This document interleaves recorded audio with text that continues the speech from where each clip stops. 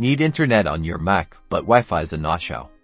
Let's transform your iPhone into a personal hotspot and get you connected. First, grab your iPhone, unlock it and find the Settings app. Tap on Settings, then look for Personal Hotspot. It's usually a few options down. If you can't see it, make sure you have an active cellular data plan with your carrier.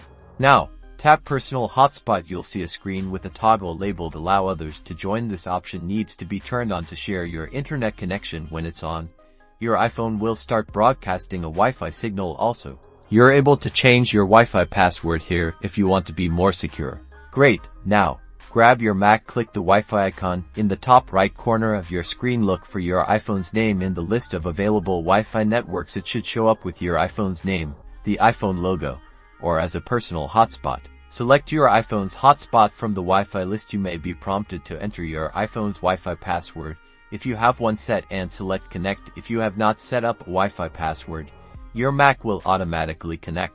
Once connected, your Mac will have internet access. Using your iPhone's cellular data, you'll notice the Wi-Fi symbol in your Mac's menu bar will change to show your connection. Now, you can browse the web, check emails, and get your work done. Remember that using your iPhone's hotspot will consume your cellular data. You are all set and ready to get connected.